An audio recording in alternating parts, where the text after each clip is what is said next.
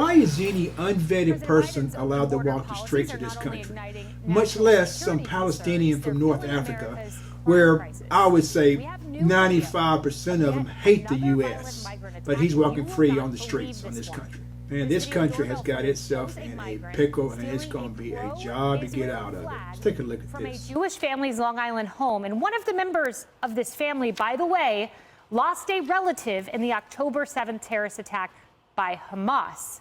And there you see this individual taking that pro-Israel flag. That homeowner rushed to get his flag back, but the migrant immediately began punching him in the head. You see it there. Put him in a chokehold, headbutted him at least once. That's all according to the homeowner, and threw him to the ground. That migrant has been arrested and charged with a hate crime. Authorities say he's a Palestinian from North Africa. That's how he's self-described. And he got into the U.S. illegally from Mexico back in November. At one point, the attacker repeated anti-Semitic slurs and was caught flipping the bird to a camera. That's becoming somewhat of a trend among these criminals. It was just like the migrant accused of attacking two NYPD officers. What an image. The New York County executive who announced the arrest summed up what many Americans are feeling right now. We have a crisis. These are not the type of people who come to America like my great-grandparents did, like your great-grandparents and grandparents and parents who came to America to kiss the ground. Instead, they spit on our flag, they trample on our values, and they commit crimes. And they do so at taxpayer expense. This insanity has to stop. I just want to pull up that side by side because it's so stunning. So this guy comes through the Mexico border in November, commits an alleged hate crime against a man who lost a relative in the October 7th attack. And Leslie, look at what they both do. They're both flipping the bird. This is the New York City cop attacker. And then there you have the migrant in this alleged hate crime. This is a trend in Joe Biden's America. I would say, sadly, this is a trend, but it's not just a trend among illegal immigrants. There are 3 Palestinian students in Vermont, one who is now paralyzed, the perpetrator, an American citizen. There was a little boy who was stabbed 26 times to death because he was Muslim. These are just 2 examples. There's horrific attacks against Jewish people. There's horrific attacks against Muslim people, and not all crossed our border illegally. Right, and not all by migrants. Again, something has to be done. Absolutely, I have always agreed with this. No matter who was president, no matter which party was in power, something has to be done about immigration, not just because it's an election year, because it is a problem and it does contribute to crime. But the numbers show that the majority of crimes, violent crimes, are committed by American citizens. Those are apples and oranges. And of course, we have space in our hearts to mourn those who are hurt in every type of crime, particularly what would look to be a hate crime.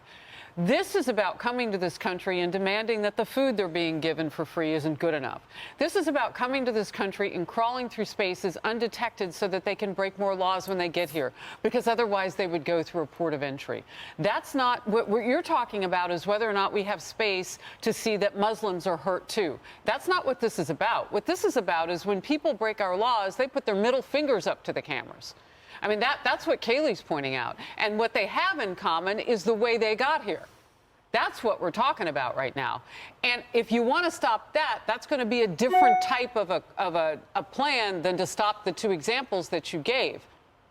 The type here, you close the border. You get caught up in the last 3 years of 8 million people coming into the country. You get caught up on your justices being able to go through which claims are asylum and which people need to be deported right away. Of course, you know how I feel. If you came illegally, we send you back and you figure out how to do it the legal way. And Emily, get to the back of the line. The homeowner who is the victim of this hate crime, I want him to be able to speak here. He said this is happening because of open borders. And before letting people in, we need to see their backgrounds. We need to protect our country, our citizens, our taxpayers, straight from the mouth of the victim. Of course it is.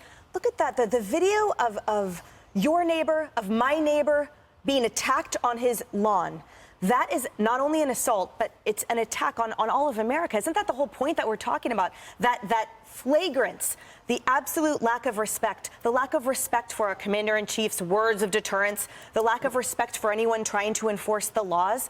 Those police whose salaries we pay that are in danger every day to show up and arrest this guy. He's facing over 4 charges. Who do you think is going to pay for his 3 square meals a day in prison or in jail? Us. We are. Exactly. And the whole point is that, as he said, too, if I see the flag of the people that killed my people, there will be a problem. That's what the Palestinian guy said on the police report. Oh, there's going to be a problem to you? There's a problem now to all of us Americans. It is illegal immigration, and it is the fact that with every breath of this commander-in-chief, Americans are being prioritized last. And that attack is just the tip of the iceberg. When is it going to be you or your neighbor next? You know, tying together the problem with the border with the problem of the fact that the country itself has gone to great hatred and division as opposed to inclusivity, which we were founded on. Of course, people that come here illegally aren't even understand the background of this country. Not to mention the fact that the hate crime against Israel, against the Jewish person on Long Island there, was hideous because it was against all Jews.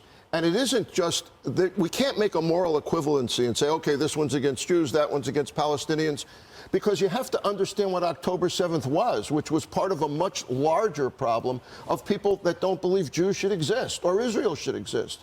That's where that comes from. So we have to rail against that. And then, of course, we also should be against hate crimes of all time. We need to go towards kindness and inclusivity. Well, at least I'm glad to report the guy who committed the hate crime was held on $50,000 bail. So not a lawless DA there. That was the second part of this story. Some DAs still follow the law. Hey, everyone. I'm Emily Campagno. Catch me.